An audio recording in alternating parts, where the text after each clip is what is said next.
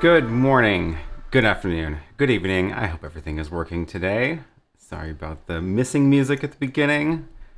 We will get to that in a second. Nothing too drastic this time, just a simple mistake. But thank you all for joining. Thanks for being here. If you are new here, welcome.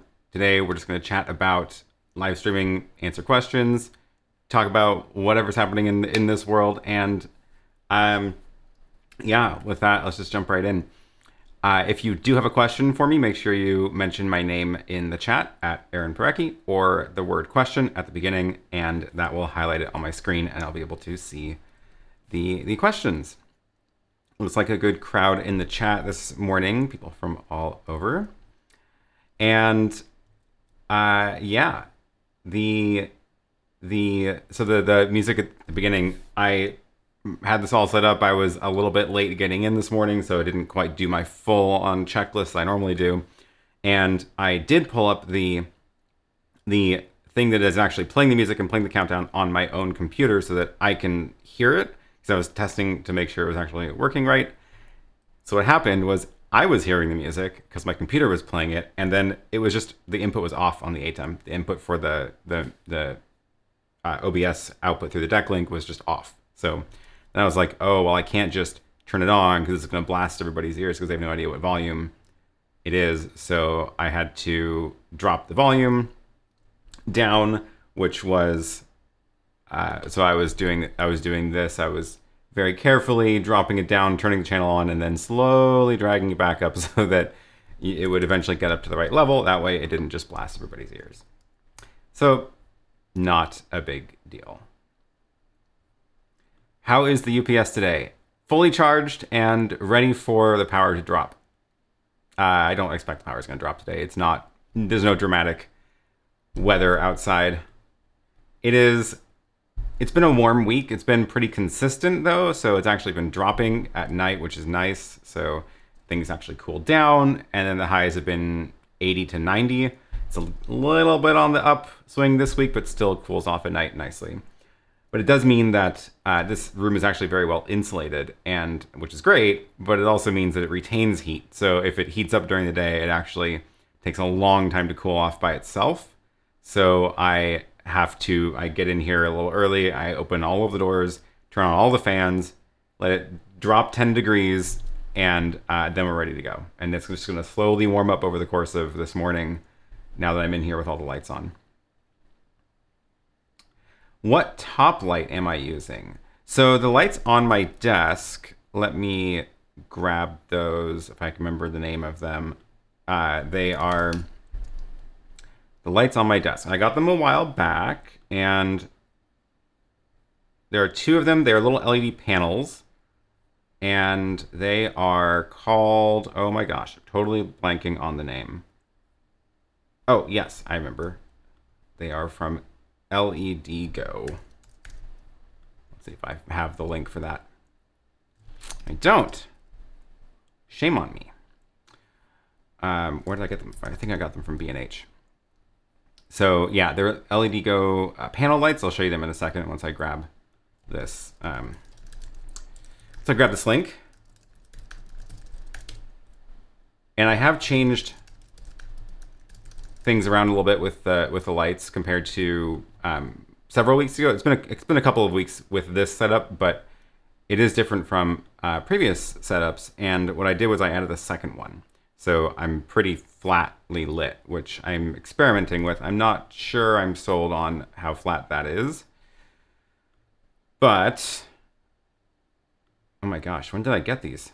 My order history is just full of stuff. There they are. Okay. Now I can find this product. I don't know why I didn't have this in my normal link bag. Sorry about that. Here we go. Okay, this is the slowest possible time I have spent grabbing a link. I am sorry about that. Desk lights. Now I can talk about these. So these are the LED Go. I guess they're LG E2686 bicolor LED panels. but I can show you what they look like with my little roving camera. These are, so they're up here, and they have, one of the reasons I got them was because they have this little grid. So they are, these panels, you can see they're really bright. The camera is compensating for them. It's on auto exposure. So it's like, oh, you want to see the detail in that grid. Let me show it to you. Anyway, so I have two of them there, and you can see they're kind of like on either side of the camera, which is in the middle here. And they actually thought I had the right one on a different color temperature. The remote that it comes with is a little bit, or it doesn't come with them. You have to buy the remote separately. The remote is a little bit annoying to use because you have to, let's see, there we go. So you have to change the channel, but it doesn't like remember what setting it was per channel. So if I do that, it's going to suddenly bump that light up to 60%, whereas it actually was previously at like 25. So it's kind of annoying. Same with the color temperature. I actually wanted this one warmer, so I'm going to drop it down, and then if I go to channel 2, then you can see this is not what the light is actually set at. This is what channel 3 was set at, so now if I make any adjustments, it's going to mess up the setting. So it's kind of annoying. I wish it remembered like what state each channel was in. But this is what I wanted the lighting to look like now. So the one on the right is just a little bit warmer and dimmer, and the one on the left is a lot cooler and brighter. So that's what I wanted.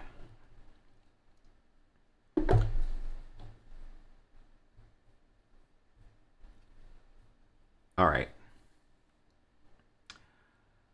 What else can I get to in here? This camera, I don't have a good spot for this right now. I did actually get a new camera in here, which is, I'm experimenting with that also. So the new camera is now permanently installed in this angle.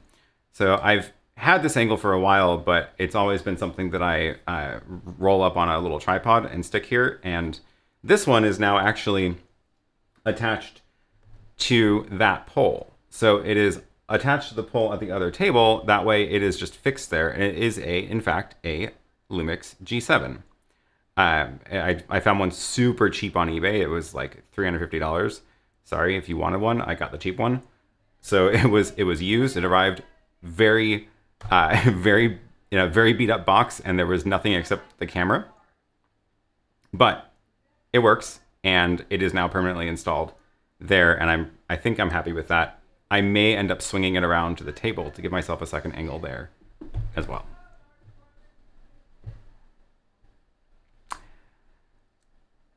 Speaking of the G7, I have my external mic in the Lumix G7, but I can't see or hear the sound in HDMI 1, even though the ATEM Mini Pro has the sound on. Must it be on record? So I didn't have to do anything special with my G7, and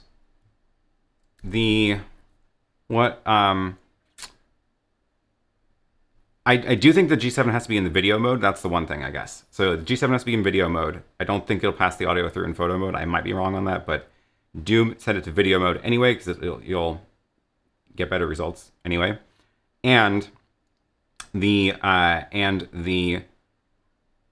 sure you disable the info overlay, of course, so that you get the clean HDMI out. That should work. I guess one thing I would test. Oh, there's also audio settings in it. I don't have it in a way I can show you the menu on it, but there's audio settings there as well for volume and the mic level and stuff like that. So fiddle with that to make sure that's right.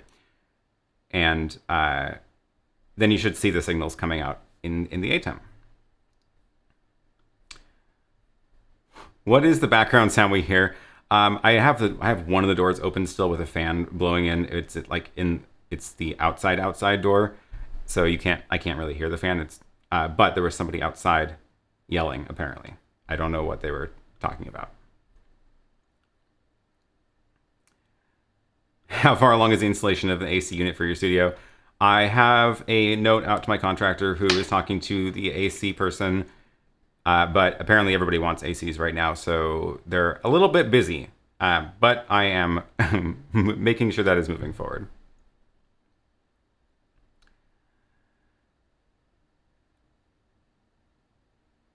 Here's a question from Chris. What would be the equivalent of vMix for macOS? That's a good question. So vMix is a completely software-based switcher and graphics generator and stuff. It can do all of those things. It is, of course, Windows only, but it'll pull videos from, pull camera feeds from capture cards or network sources. You can create graphics in it as well, scene switches and things like that.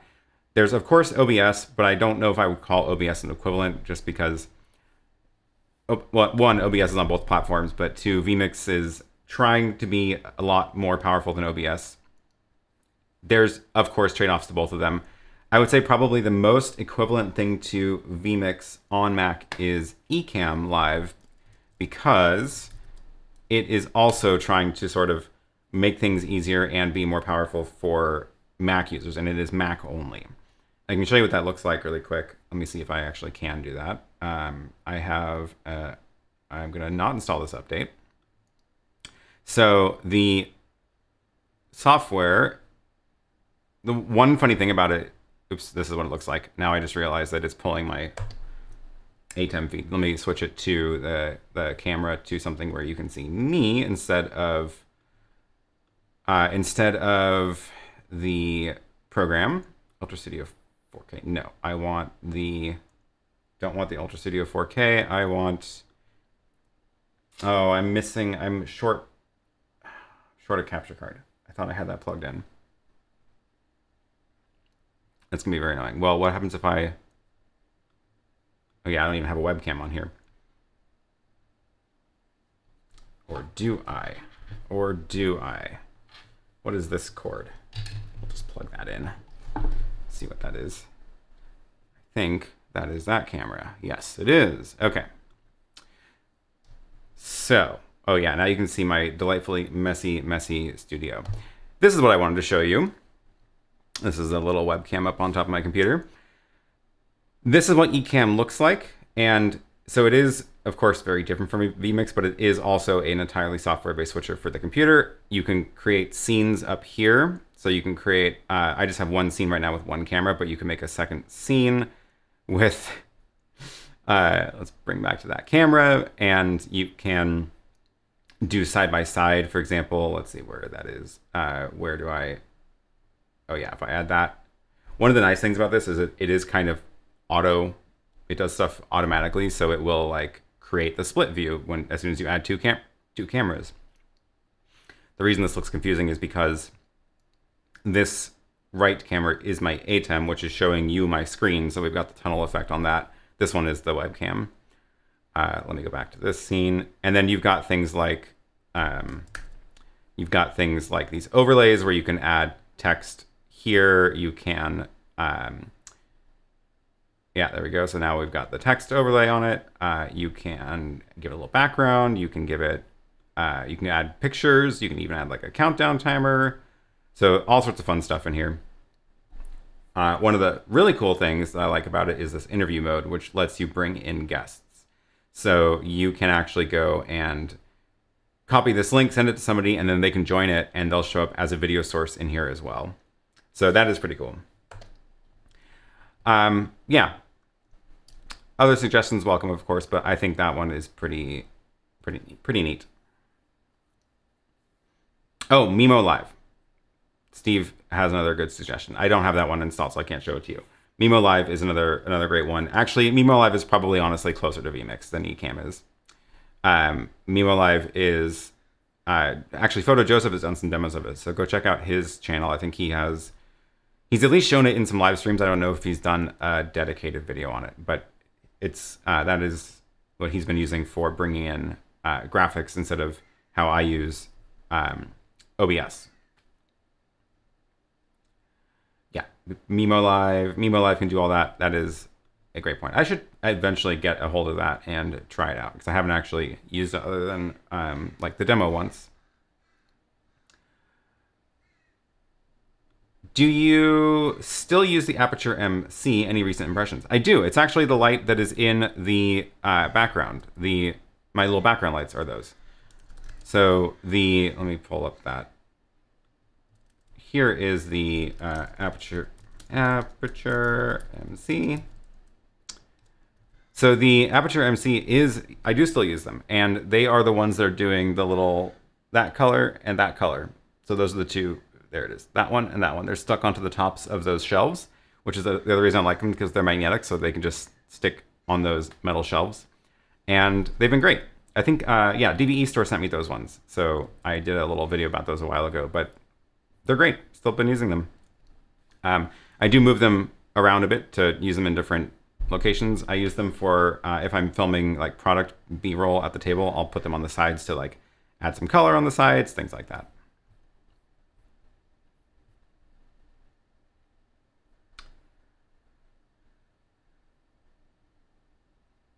Oh, another one, Wirecast. That's right. I haven't used Wirecast in ages. That's another good Mac program.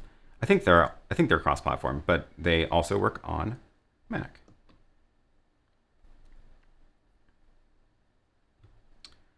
Since you've gone to the SDI Matrix, do you wish you had, or do you have a TV Studio HD? Do you think it's worth waiting till the new version launches?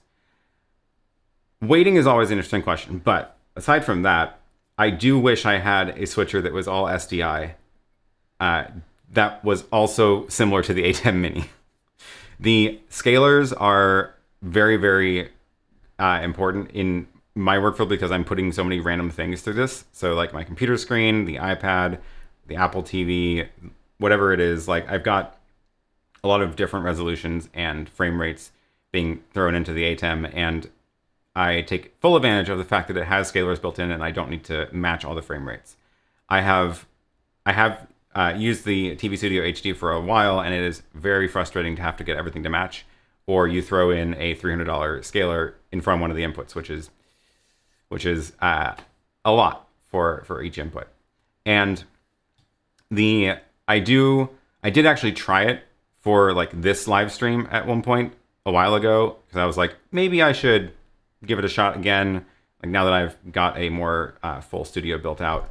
And it was just frustrating. So I could probably make it work if I used it for only certain things as like an extra matrix, but I wouldn't use it as the main switcher at this point because it doesn't have streaming built in like the ATEM Mini Extreme does. So I definitely would not buy it right now. I would not buy a new one right now. It is missing a lot of features that are clearly going to be coming in other models. So I would not buy one at the moment unless you can find one super, super cheap and you actually need the 4 SDIs that it has. Yeah, the ATEM TV Studio does not just figure it out. The ATEM Mini has the frame rate converters in each input. The TV Studio HD does not, and it means that you have to get all of your inputs to be the same frame rate. So whatever that is set to, like if the TV Studio HD is in 29.97, then all of your inputs have to also be 29.97.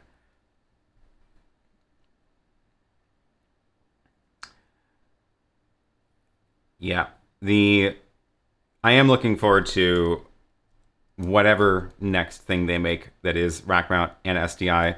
We'll see if I end up buying one, but I think there's going to be some good stuff coming out.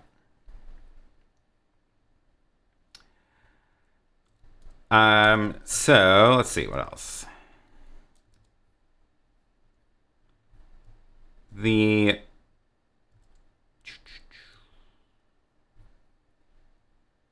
I skipped some earlier. Let me go back up.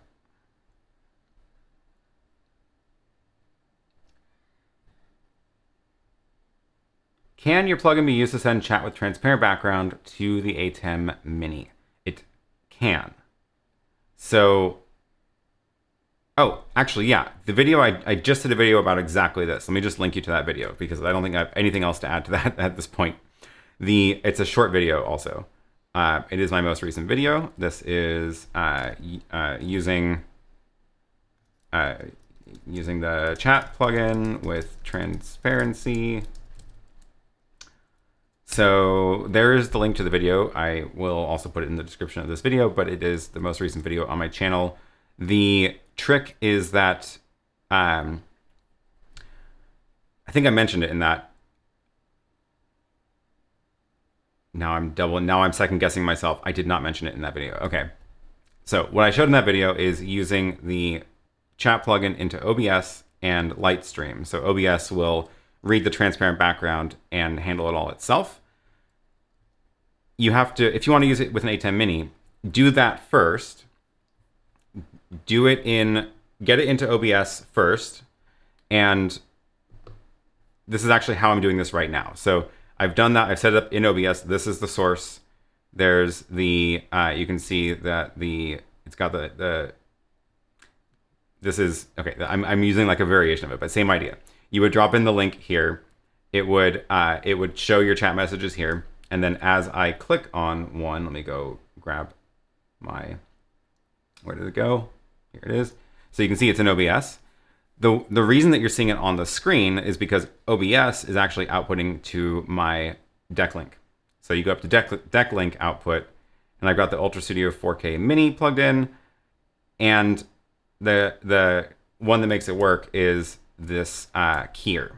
So keyer external, that is what makes OBS send the dual channel graphics and the transparency channel to the ATEM. So then in the multi-view, what you see is here you've got the alpha channel and you've got the actual text, and that does mean that you are using two inputs into your ATEM Mini, but that is how that works. That is being done by OBS. You can also do that through vMix, or you could do it through PhotoJoseph does it through Mimo Live. So that is any of those will take the web page and then give it the alpha channel in one input and the graphics in the other input, and then the ATEM Mini can handle it.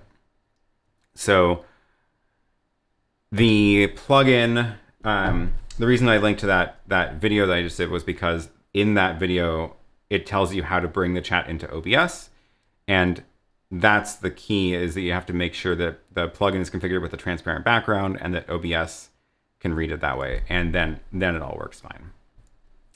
Hopefully that answers that.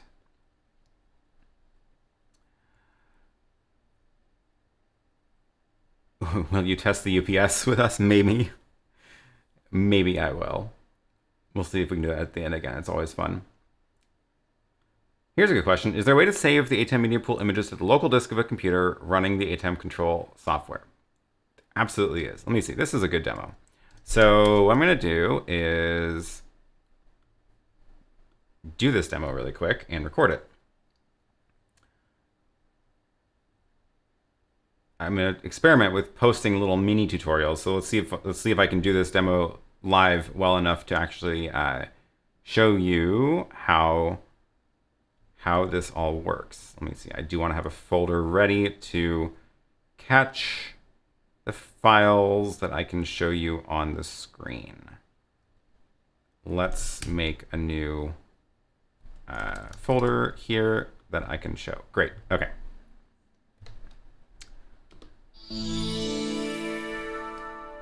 So you asked if you could export the images that are in the ATEM media pool into a folder on a computer that is running the ATEM control software. So this is my actual live ATEM Mini control software running this live stream and recording this video. And you can see that I do in fact have a bunch of stuff here. This is in the ATEM. If I had just picked up a laptop and plugged into my ATEM, the ATEM has the graphics, so the laptop would be able to preview them, but the files are not necessarily on that computer yet. So you unfortunately can't like drag these out. They don't do anything if you drag them out of here, but you can go into the file, go to save as, and then here is where you are going to like export your settings and everything. So let's just say test. We'll put it in my downloads folder. I don't actually care about all of the settings I'm saving, but you do want to make sure that the media pool checkbox is checked. And if that one is checked, like we can just uncheck everything, check just the media pool, click save. And then if we go to that folder and look at what happened, it does make an XML file. We don't care about that. But if you look inside this folder, here are all of the ping images that are in the ATEM. So every image that is in the media pool is now exported to my computer. And that's all there is to it.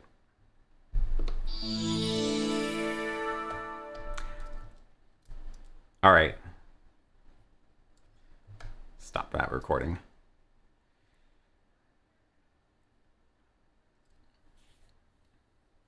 What else can we talk about? Oh, more questions about the transparency in the chat. Okay. How do you get the key and fill from OBS and the ATEM via HDMI via an Ultra Studio? Oh, I forgot to mention that minor detail. The Ultra Studio will not output the key and fill over HDMI. It's only going to output the fill. I might need to close my door. The HDMI will only have the fill graphics channel. The key fill is only possible over SDI. So I do, of course, run two converters to get those SDI into HDMI for the ATEM.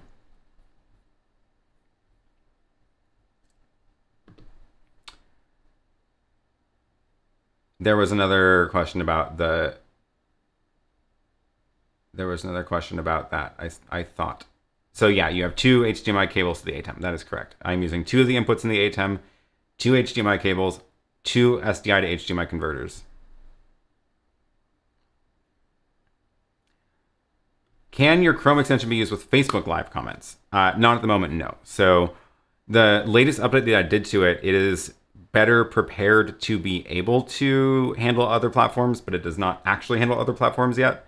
But my plan with that was basically doing some internal refactoring of how it works so that it's easier to add more platforms like Facebook, Restream, etc., etc. I am probably not going to write the Facebook integration myself, but if somebody else did want to, I would accept that contribution to that project. I, however, am planning on adding Restream support at some point once I get around to it. I used your plugin with vMix using a web page and it worked perfectly. Excellent. Thank you for confirming that. I suspected it would work with vMix, but I don't have vMix, so I can't actually test it. But that's great. That's great. Oh, I thought the ATEM Television Studio Pro 4K has scalers. That is very likely. The Pro 4K is a lot newer than the TV Studio HD. I was just talking about the TV Studio HD. I don't want one with the giant panel. I don't have a need for the giant panel here. I would rather have one with no buttons. So yeah, I don't know. I don't have direct experience with that one. You know who does though is John Barker, has used that one quite a bit. So tune in tomorrow to his show that's here to record, and he might be able to answer more questions about that particular one.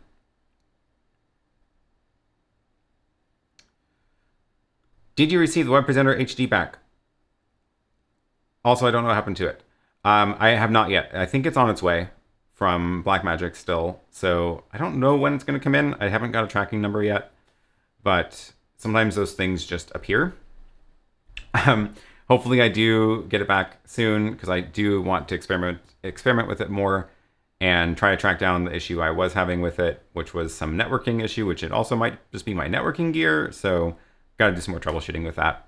Anyway, one of the reasons I want it back is so that I can actually go and do more demos with the ATEM Mini and showing you the multi-view, which I need a second encoder to do, which I could use another ATEM encoder here, but I just haven't got around to setting that up. It's a lot more convenient doing it from the web presenter. What are your thoughts on the leaks of the ZV-E10?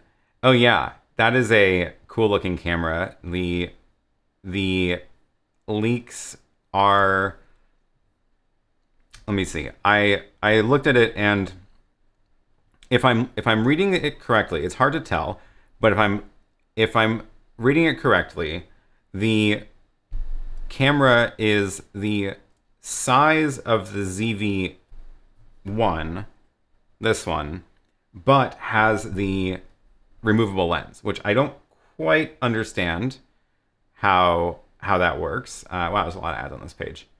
But it is supposed to have a removable lens, and the body, I think, is the size of the ZV-1, which, if that is true, that is very exciting. And I would be very tempted to get this camera because I am a big fan of small cameras, and there hasn't been one that's been this size with a removable lens, which is a cool idea. We will see. I have no idea when we're going to expect to see that come out, though.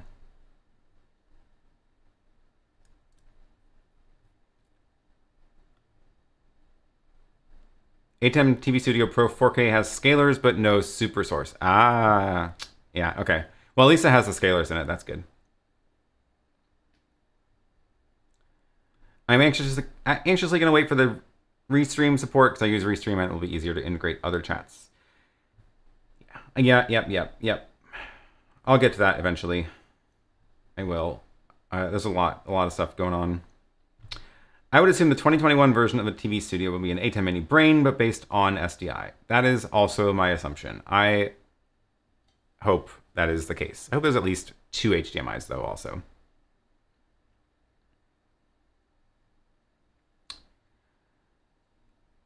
Okay, what else can I get to that's an easy one? Maybe the Street Yeller was asking when the garbage truck is due.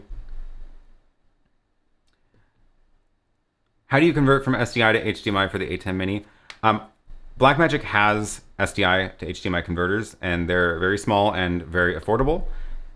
They have 2 different versions. They have the single converter both directions, so there'll be SDI to HDMI and HDMI SDI. Let's see, I can probably go and look at their product page to show which might be a little bit easier. And where's that? Is it under this one? No, broadcast converters. Here's all their little dongle. So HDMI to SDI, $45. Not bad. I don't know why this one's $4 more. SDI to HDMI. And the reason there's 2 SDIs on these is there's this one just has 2 outputs in case you need to send the signal to 2 different places. This one does SDI in and then it copies the signal out so that you can continue to chain it to other things. And then these are the bidirectional, which it does 3 things. It will either convert HDMI to 2 SDI. It'll convert SDI to 2 HDMIs. No, SDI to HDMI and SDI out. Or it will, sorry, I messed that up. Let me start over. Either it'll do HDMI in and then pass it through and convert to SDI, or it will do SDI in, pass that through, back out over SDI, and convert to HDMI. Or if you have stuff plugged into both HDMI in and SDI in, then it goes like that, and it converts both of them at the same time. The frustrating part about these is that it does not let you toggle and lock it into one of those 3 modes. It will always auto-detect what to do, which means if you are using it in bidirectional mode and then you pull out one of the cables or a camera turns off, it switches modes, which can really, really mess things up and possibly even cause very bad feedback depending on what you're using it for. So, what's the other company that makes these? The Spider Company. Wow, I'm just on a roll today. I apparently need more coffee. The Decimator. Decimator makes a similar device, which is a mini converter. They have this one, which is the, nope, that's not the one. This one, MDLX. This is also a bidirectional converter. Does the same thing as the Blackmagic ones, but you can lock it into one of those modes. So you can, here's the 4 modes. You can make it auto-select if you want, but you can also lock it into these modes, which is useful. I think you have to do it through the computer software that you use to configure this. I don't think there's like a switch, but at least you can lock it into that mode. This is more expensive, but in my opinion, this is probably a better option if you want to do the cross conversion. Let me grab a link to all of those. I should have done the beginning of that. It would help if I could remember what I was trying to say. I don't have the link to the Decimator one. MDLX. There it is. They're even slightly more expensive on Amazon. Wonderful.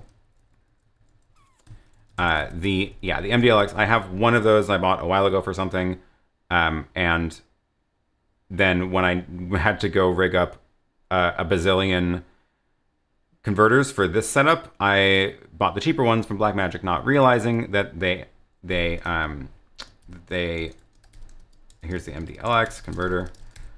So scroll back a bit if you want to hear my description of that. But I was a little bit a little bit annoyed when I realized that problem with the Blackmagic ones, and I am using most of mine in the just in single mode at this point because there's too many issues when they're in bidirectional mode and you turn things off.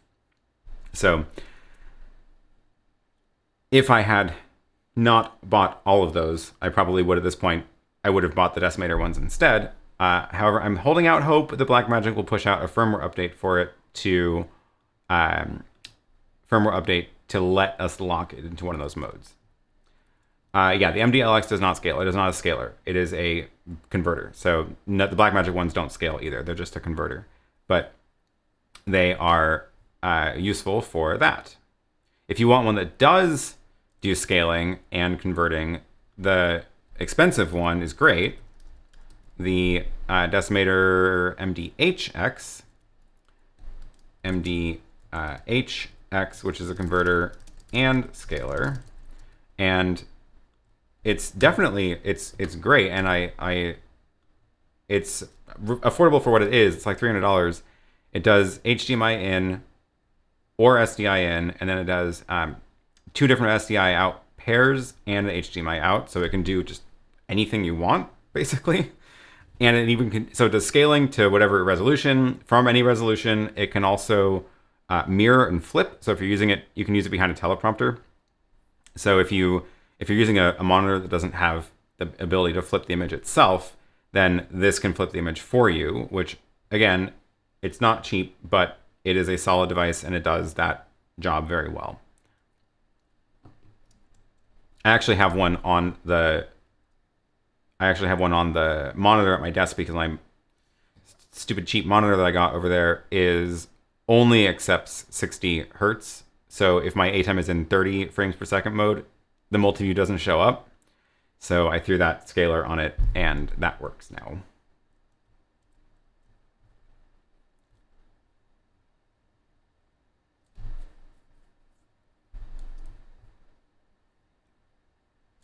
Let's see. Okay, what else can we talk about today? Talk about Facebook.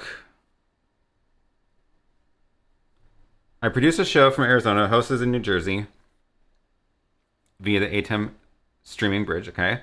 My stream is webcam for both host and guest on 3-way Zoom. How can my host hear the guest? Ooh, this is a complicated one. We've got the host, who presumably has an ATEM connected, streaming to the streaming bridge in your studio with another Extreme to do the actual mixing, and that is the webcam on a Zoom call. How can the host hear the guest? So they're on Zoom also, presumably with the same ATEM that's doing the streaming. Yeah, headphones. That should all work fine. Do we need to draw this out in H2R gear?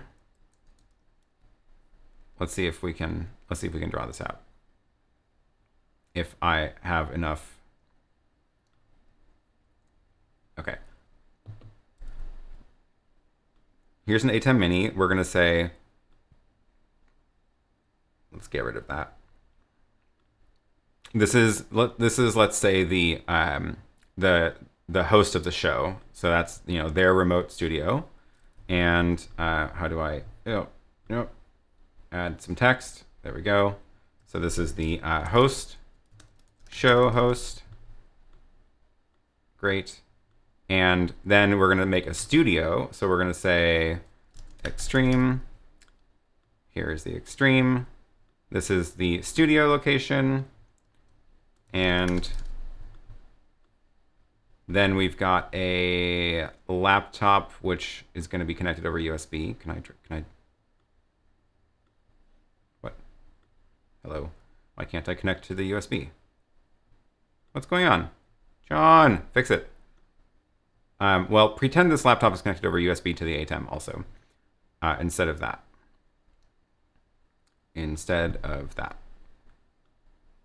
I don't know why it's not letting me connect to the USB. So that's connected over USB. That's on Zoom. We have another laptop over here. And that is connected to this USB. Oh, okay. I don't know why that's not letting me draw that one. That's connected to that. Also on Zoom, and then there's a third guest, right? Guest is on a three-way Zoom. So there's another laptop, which is the guest over here. And let's just say they don't have any fancy cameras. Or maybe they do. Let me know if they do actually have fancy cameras. This is guest. And they're on Zoom. So can I make is there a Zoom in here? It's not really I can't really connect it to anything, but here, everybody's in Zoom. You're in the studio, and then this laptop has the Zoom call, this laptop has a Zoom call, that laptop has a Zoom call. Everybody can hear each other in Zoom. The audio is being sent from the host's camera into Zoom, also to the streaming bridge, which we need. And that is connected over here to one of the HDMIs. And this is streaming. Oh, it's because I am trying to, that's an input, and I can only drag outputs to something. That's what's going on. That's why it's not letting me connect it. So this isn't really meant to show like networking, which is what I'm now trying to do, unfortunately. This ATEM is streaming to that streaming bridge. So we've got the audio coming in here. We've got the audio coming in from Zoom, maybe.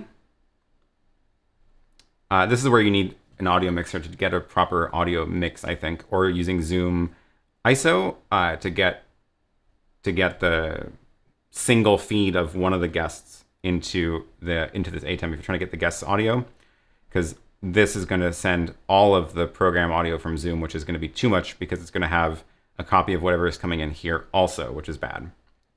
So you'd want to get the guest's isolated Zoom feed, which you can use that Zoom ISO for, and the that would work to get that guest in over Zoom.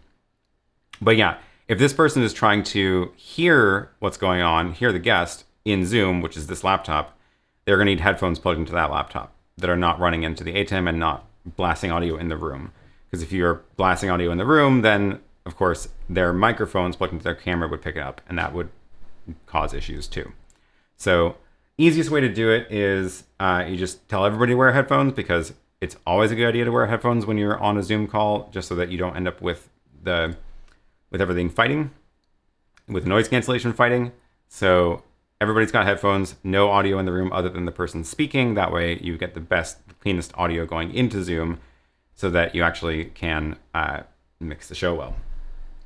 I keep trying to find a way to do a demo of what you sound like and what your audio does to people in Zoom when you are using laptop speakers, because Zoom does an amazing job at noise cancellation and noise cancellation and echo cancellation.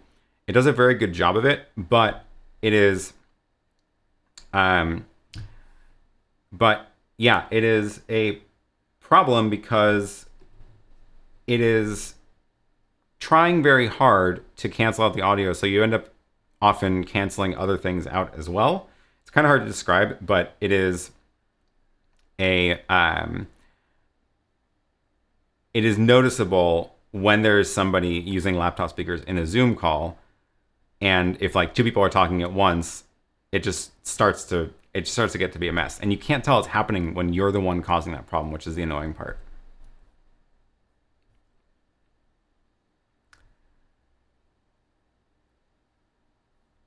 Okay, what else? Where was I? I went off on a tangent for a while.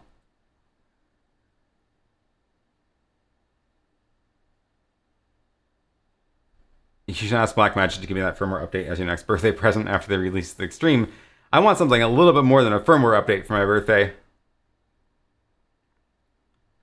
I'm not sure I can get an entire congregation to wear headphones when being on a Zoom call when the main sanctuary is one participant and their remote presenters. Ooh, that's a challenge. Right. For that, you're just gonna have to do careful miking, but it should work fine because of how much space there is everywhere. So if you're using mics that are, you know, super close up to the people who are actually speaking, the volume of the crowds will be relatively low compared to the volume of the person right next to the microphone, which is not the case when you're talking about a laptop that's 2 feet from someone's face and the microphone is right there also.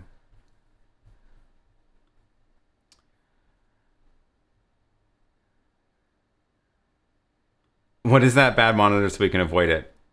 I can try to find that monitor. It's it was the cheapest 27-inch Dell that I could find. That's what it is. It is a, yeah. So let me grab this link. Cheap 27-inch Dell monitor. So this monitor is, I got it in February.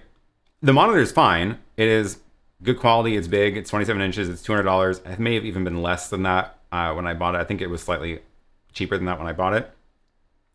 But the problem is that it is locked to 60 hertz, and it doesn't really say that in this description anywhere. And you have to go dig into the Dell specs about it in order to find that. And I did not realize that. I did not do my homework when I bought it. I was just very excited about how cheap it was. And let's see if it says it in the tech specs. So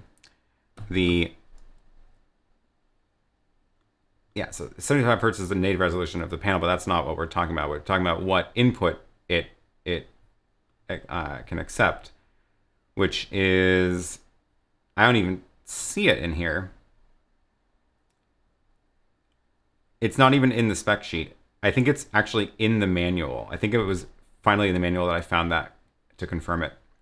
But basically the problem is that it only accepts a 60 hertz signal. So my 30 frames per second ATEM Mini through my matrix is unable to show up on that display, which is very frustrating. But thankfully I had that scaler handy and threw that on the back of it, which solved the problem. They need a mixer with mix minus to solve the congregation feed. Another trick I use when feeding Zoom into a large gathering is using our digital audio mixer and creating separate audio mixes to be sent to Zoom and into the room. That's a good idea. I have not had to deal with that problem, so I'm definitely not the best person to solve that. Do you still have the 6K Pro? I do not. I did send that one back. That was on loan, and I used it for a while. I used it at the table for a while over there. It was on several of my live streams and in a couple of videos. I ended up sending it back because it was on loan, and I didn't want to actually buy one because I didn't feel like the features that it adds over the 4K were actually useful for me. Not to say that it's not useful for other people, but using it as a fixed table camera in my studio when I have a collection of micro four thirds lenses. It is a Canon EF lens camera. I did not want to have to get new lenses for it also, and when it's in that setting, I don't need the NDI filters that it's got. The tilty screen is a huge upgrade compared to the camera, but again, not super useful when it's sitting on a tripod inside of a teleprompter. So the tilty screen is great if you're like out and about filming even B-roll, but if it's just a fixed camera, it didn't really benefit me, so I didn't want to actually buy it.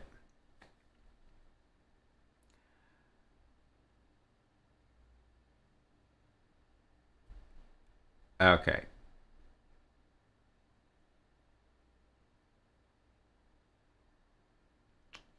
Can you recommend a small fixed desk mount camera stand? Small desk mount camera stand.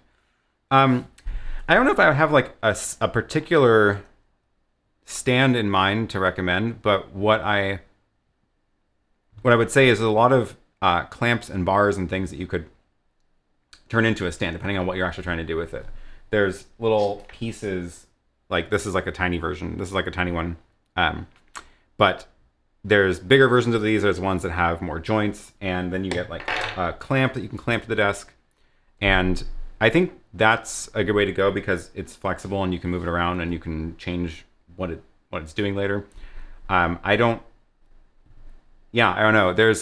I guess the one that I do have, which I'm pointing up because it's holding my microphone right now, is let me see if I can find it because I don't actually remember what it is. I got it so long ago. It is I believe it's called a Magic Arm, but it is. I do like it a lot, so I'm gonna try to find it because I like this one in particular. If you're not gonna DIY one with the little clamps, oh, where is it? I'm trying to look at the brand on it, and I don't even see a brand name on it. It is, what is it? Gosh.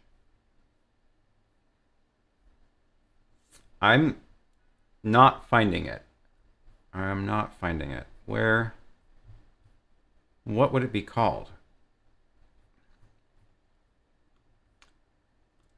I don't even know it. I don't even remember what it was called. It was just a little, it's got a desk clamp on one side and it's got one joint. But the reason I like it is because it's so strong. It's like, it's one of the really, it's a lot stronger than the other ones I've tried, which is why I'm trying to find this. Cannot find it. Not showing up when I search ARM in my purchase history. Darn. Well, I'll show you it anyway. Oh, is the name on the side there? No, it's not. So that is what it looks like. I've got it sideways, but normally you would clamp that to a desk, and then it has this one joint, and then it's got a little ball head. It's little cobwebs building up because it's just been sitting there for so long. I'm using it for the microphone, but I did have a camera attached to it for a while, and it was it's surprisingly strong, and that's why I'm trying. I wish I could find the name of it, but I completely lost it.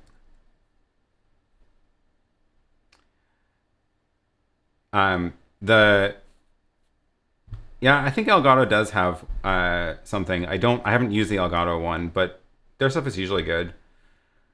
So some of the ones on Amazon are problematic, and they are cheap, and the joints aren't strong enough to hold cameras up. But the small rig ones are good, and try to find ones that are like rated to hold the heavy cameras, because they usually have to put a rating on how much it can hold on there, and the strong ones really are a lot stronger and quite worth it compared to the flimsy ones.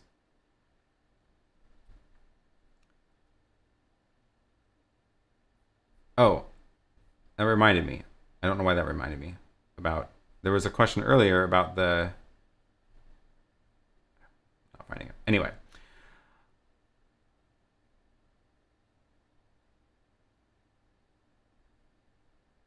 Email Live's the DVE store with the ATEM plugin. Okay. Oh, with a 50-100 megabit internet upload speed, what ATEM Mini Pro streaming bitrate setting do you recommend? 50 to 100 upload is fantastic. I'm glad you have an internet connection that fast. If you're streaming to YouTube, oh, thanks for the super chat. Appreciate it. I wish I could find the actual link. Sorry, I wish I could actually find the actual link, but hopefully that gives you some other ideas. My ZV-1 battery just died. These little batteries are so small. So what was I talking about? I was talking about, oh, internet speed. 50 megabits is fantastic, and YouTube is going to be really unhappy with anything more than like 9. So I wouldn't, even if you can stream your 70 megabit, full on HyperDeck stream from the ATEM, I would not do that to YouTube, because YouTube will get very unhappy. They will, it'll have problems actually ingesting that much data. I've tried it. Doesn't work great. But yeah, you can go to the streaming high setting, which will be 6 megabits or 9 megabits, and have no problem with that. The general rule of thumb is like make sure you have double your upload speed compared to what you're trying to stream at.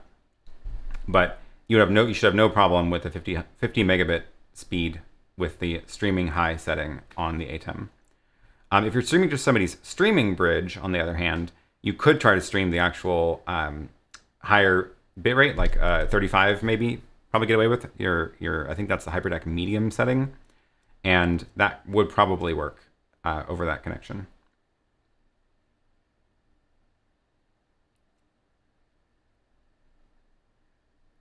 All right. Oh, more stuff coming in. The Elgato arm with its extension kit works very well, using one of the suspended A7S III with a 24-70 lens and is rock solid. That's good to know. That's good. That sounds like a heavy camera on it, so cool. I use this desk mount camera iPad holder that comes with a tripod screw attachment. Subtech aluminum iPad holder. Aluminum iPad holder. What does this look like? Aha! It looks like that. Interesting. I didn't realize they had a tripod attachment on this. But that's cool. That's another good solution.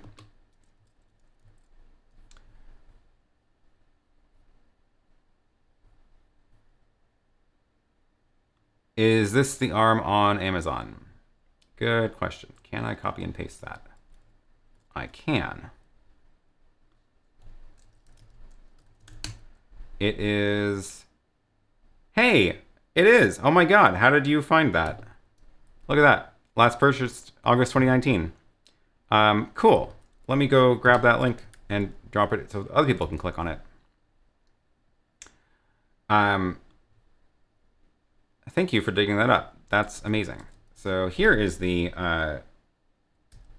Desk Magic arm. Yeah, that one is... That's the one that I have... right now I'm using it as a microphone arm, which is way overkill for the microphone that I'm using, because the microphone weighs like nothing. But yeah, it does hold a decently heavy camera too. And when you use it like normal on a desk, it is very strong. And I was impressed with this one, frankly. So apparently I bought it in August 2019 and then decided that it did not work. I did not need a desk mount arm. And then I realized I needed a way to get my microphone closer to me, and I didn't like the little cheap bendy scissor things. So I was like, oh, I have that arm, and now it is my microphone arm. But thanks for finding it.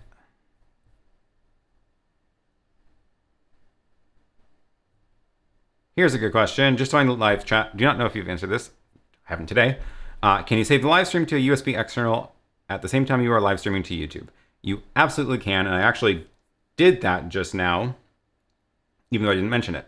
But the ATEM, yeah, if you're streaming with the ATEM up to YouTube, the USB can also record to a disk, and they are separate. So you can turn on and off streaming and recording separately. Which, the flip side is, you have to make sure that you remember to record if you are trying to record. So, but yeah, it can definitely do both of those things.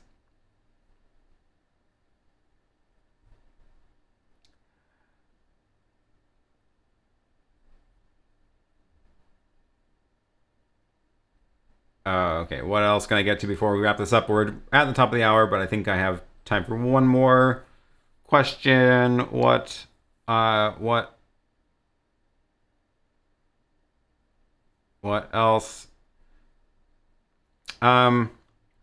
Need your advice on how to connect the ATEM Mini Pro to the Rodecaster to get audio run through the Rodecaster to the PC. ATEM Mini Pro, Rodecaster, audio to the PC. Does that mean through like USB in the Rodecaster? I'm actually not totally sure what things you're connecting to what, or what the goal is.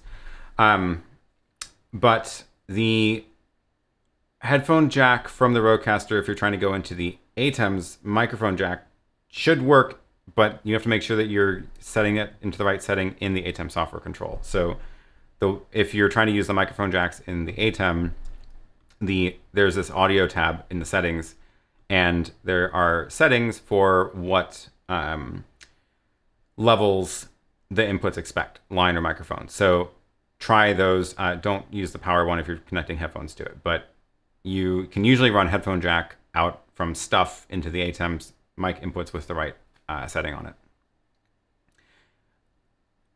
And if you're trying to get the audio into the computer, I thought the Rodecaster has a USB interface, which is going to be probably the best option for that. I don't actually have one though, but you know who does have one is, and is a big fan of it, is Tom Buck. So I would take a look at his channel because he has a lot of good tutorials on the Rodecaster specifically.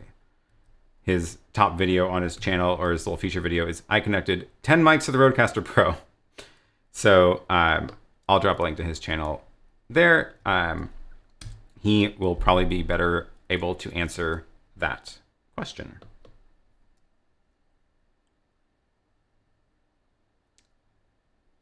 Have you messed with the new features of the Stream Deck? I have not. I don't use the Stream Deck on my computer. I only use it in Companion to control the ATEM. But I am looking forward to getting the new 15-button one, which I just ordered. And I think it's coming tomorrow because I'm going to try to make sure that I update my stand design for that. So because the stand that I did, oh yeah, I forgot I added links up here. The Stream Deck stand is specifically for the now old 15-button, which it is different enough that, like, you can't tell from this photo, but the Stream Deck itself is actually tapered. So the front is shorter than the top, the back. And I think that's different in the new one because they made it look more like the Extreme. So I need to actually get a hold of one to look at the dimensions, to update my design for this little extension to be able to actually support the new one. So that'll be happening at some point. I'll be able to update that, and then you'll be able to use the new Stream Deck with the stand as well.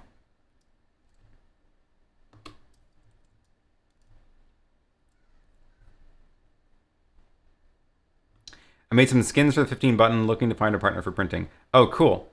They, yeah, I like that they have the ability to swap out the top faceplate. I don't know exactly what it takes to print. I don't know whether you have to print on hard plastic or if it's like stickers you can place over there. So I'll be taking a look at that once I actually get my hands on one.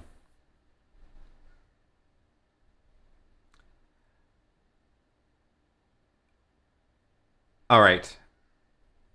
I think that's it for today. What's coming up? Yeah, what's coming up next? I am going back to finish that small studio space at the Auth0 office. I'm actually going there this week.